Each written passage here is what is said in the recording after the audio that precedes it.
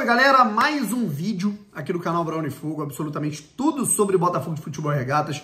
Gostaram desse posicionamento aqui da câmera, velho? Um pouquinho mais aqui, aqui, falando aqui direto, né? Desculpem a bagunça aqui atrás, que, bom, vocês estão vendo aí, né, cara, roupas e roupas, tô arrumando minha mala para ir para Lima, né, que a gente vai ter essa batida de jogos aí do Botafogo, Universitário, Corinthians, São Paulo e também em Salvador, Botafogo e Vitória, certo? Vamos aos próximos 3 jogos do Botafogo, vão ser 10 dias aí fora de casa, tem que estar preparado. Vamos pra cima, se inscreve aqui no canal, deixa o seu like, ativa o sininho pra você não perder absolutamente nenhuma novidade e vamos trocar ideia sobre esse jogo entre Botafogo e Fortaleza com muita calma, né, cara? Separando um pouquinho do jogo, tá? Eu acho que a gente vai ter que dividir esse jogo em 4 partes, certo? Por que 4 partes? Eu vou tentar explicar aqui o que eu quero dizer com isso, tá certo?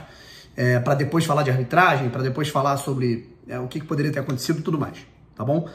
Primeiro de tudo é o pré-jogo, né, em que a gente tem 2 equipes absolutamente exaustas, tá? De tudo que vem acontecendo na logística, né, cara? Pô, a gente tá falando aí de jogos um atrás do outro, o Fortaleza mais desgastado fisicamente que o Botafogo, evidentemente. Estamos falando de um time que na última semana estava lá na Bolívia, a 4.000 metros de altitude, tendo que ir para um jogo contra o Nacional de Potosí de 4x4, tá?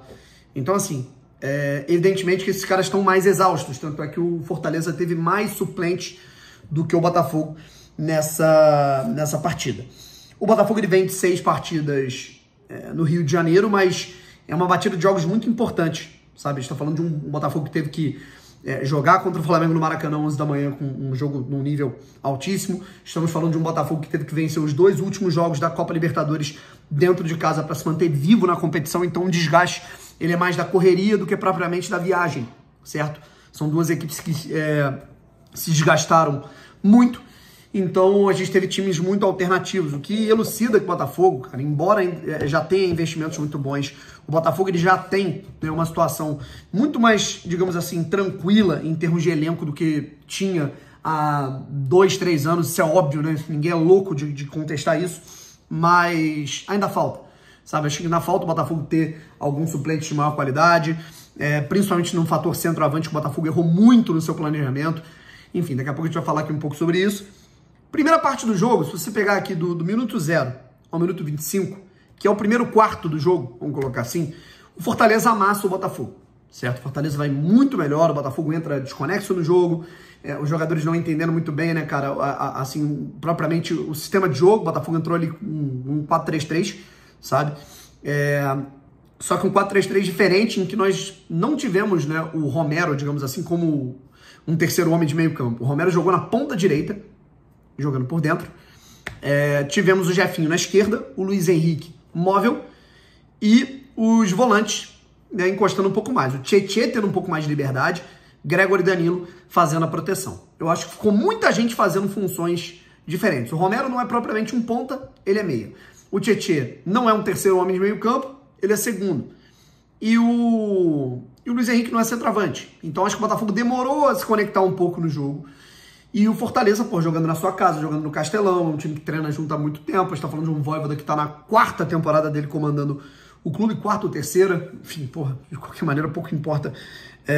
Dá pra anotar a 4ª, né? Temporada seguida dele comandando o Leão. E aí o Fortaleza chega ao primeiro gol num contra-golpe muito bem acionado. Acho que o Botafogo também entrou, não é só o posicionamento, sabe? O Botafogo entrou disperso em campo, Cuiabano muito mal, Ponte muito mal, Bastos abaixo, e nessa tomou o giro e o Fortaleza foi lá e fez o primeiro gol. E quase fez o segundo, não fosse o Barbosa tirar uma bola em cima da linha, tá? E aí a gente teve do minuto 25 até o fim do primeiro tempo. O Botafogo começou a se encontrar um pouco mais no jogo. Teve uma construção maior, os zagueiros tiveram uma qualidade um pouco maior, o Fortaleza cansou um pouco, então o Botafogo teve uma qualidade maior para subir as linhas, os zagueiros puderam construir um pouco mais, achavam a todo momento o Luiz Henrique, o que fez os volantes do Fortaleza que estavam fazendo essa saída rápida terem de ficar um pouco mais retidos. Perdão. E nessa o Botafogo começou a encontrar alguns espaços que esbarravam na tomada de decisão errada. O Luiz Henrique tentava um drible a mais e errava, o Jefinho nem se fala. O próprio Romero, porra, um cara que estava tentando muito desde o início do jogo, mas vinha errando alguns lances. E aí tivemos um bom chute do Jefinho para a defesa do goleiro João Ricardo, que, cara, nesse momento, para mim, o João Ricardo é o melhor goleiro do Campeonato Brasileiro ali ao lado do Bento. tá? Tá agarrando muito. Tivemos a cobrança de falta do Romero por cima. E o final do primeiro tempo, embora o primeiro tempo tenha sido, né, muito ruim na primeira metade, o final do primeiro tempo já era um indicativo de que o Botafogo entrou no jogo e dava para virar. Com gol de cabeça, inclusive, do Danilo Barbosa, com o Romero colocando a bola praticamente com as mãos, sabe? Enfim. E aí, cara, dessa maneira, o Botafogo, ele se encontrou melhor no segundo tempo. Gostei da entrada do Diego Hernandes, tá? Gostei mesmo. E achei o Botafogo muito mais ligado. A gente teve ali o Júnior Santos, fazendo toda a diferença no jogo. Botafogo entrando na partida, sabe? Dominando o segundo tempo. Se o primeiro tempo foi mais do Fortaleza, né? O segundo tempo, cara, ele foi, assim, total do Botafogo, na minha opinião, sabe? Tirando a reta final ali do jogo, que foi mais um laicar. E aí eu quero entrar nesse mérito. Primeiro de tudo, a gente já começa aqui a falar um pouco sobre a arbitragem. O Wilton Sampaio, ele é um inimigo do nosso futebol, sabe? Eu não tô falando que o Fortaleza foi beneficiado, eu não acho de verdade. Teve aquele lance lá, porque a bola não saiu. Eu vou, inclusive, colocar isso aqui na edição, é um absurdo, né? A marcação, esse cara ter dado essa linha de fundo, ao invés de esperar um lance... Eu não acho nem que ia ser gol, tá? Eu acho que a defesa do Fortaleza já estava ali postada, não acho que ia ser gol do Botafogo, tinha a possibilidade do Júnior chegar na bola. Mas, de qualquer maneira, cara, é surreal. O que eu gostaria de fazer se eu fosse um árbitro de futebol?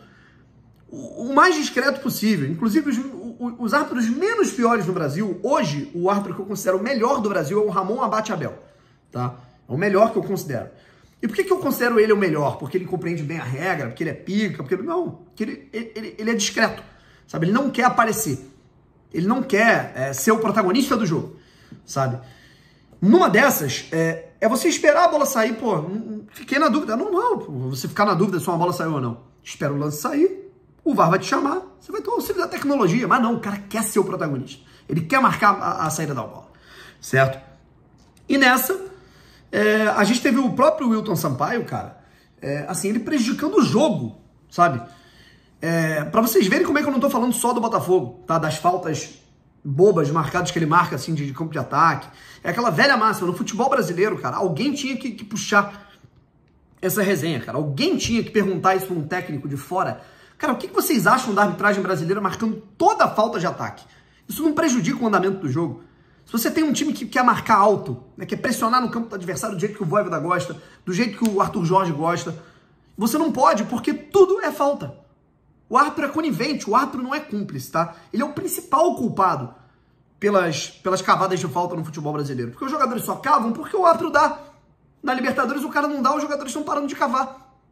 Então, cara, pra vocês verem como é que eu não tô falando só do Botafogo, a jogada que acaba o primeiro tempo, o árbitro Wilton Sampaio dá o fim do primeiro tempo, é numa falta inacreditável cavada pelo Romero. O Romero se joga no corpo do Marinho, dá um berro e cai no chão. O Marinho não faz nada. O Wilton já tá com um apito na boca. Parece que, tipo assim, ele não gosta de futebol. Ele tá ali no ânimo que eu teria para ser um contador, né? Para ser um professor de química. Odeio química, acho que é uma merda. Né? O Wilton deve ser assim, cara, de futebol, cara, que bagulho insuportável, mas me dá um dinheiro, eu vou lá.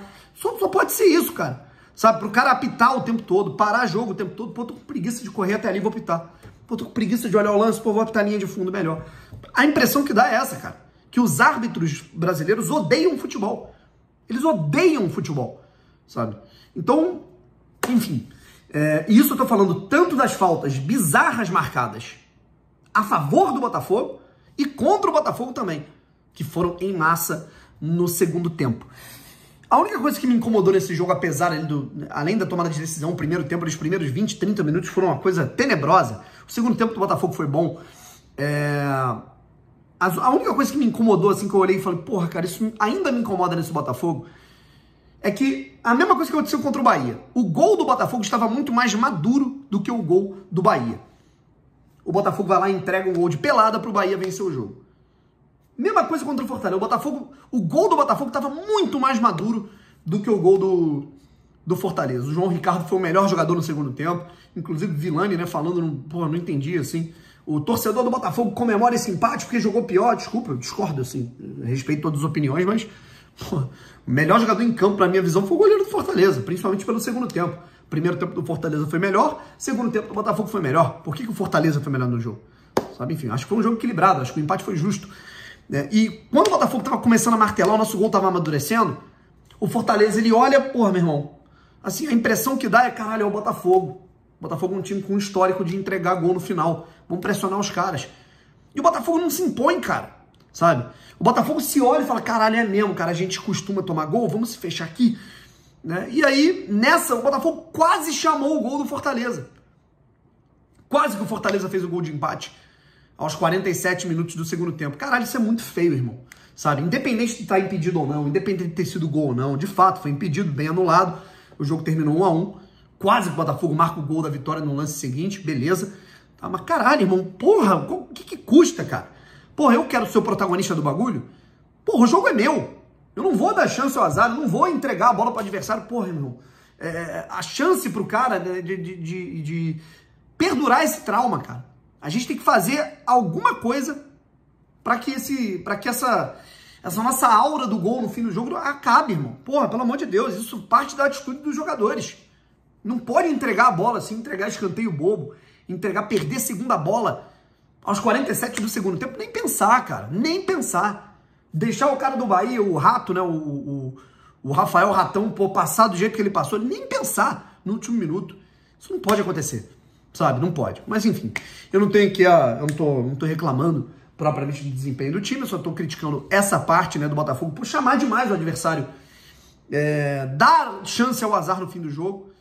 Mas eu acho que foi um jogo equilibrado, as duas equipes desgastadas, uma arbitragem horrorosa que picotou o jogo, e inclusive o pessoal na cabine da imprensa da Globo, pô, o jogo tá morno, né? Lógico, o árbitro não deixa o jogo correr.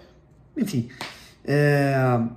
no fim das contas, um empate justo, sabe? Dava pra ganhar? Beleza. Mas acho que foi um empate justo, dadas as circunstâncias. O Botafogo ainda tem que melhorar um pouco a sua situação de elenco, que eu acho que vai melhorar com a chegada dos jogadores, dos reforços na segunda janela. E a gente tem muito a analisar, né, do que vai ser esse jogo, que é o mais importante de tudo, contra o Universitário na próxima quinta-feira. E eu estarei lá. Valeu? Um abraço, tamo junto e fui.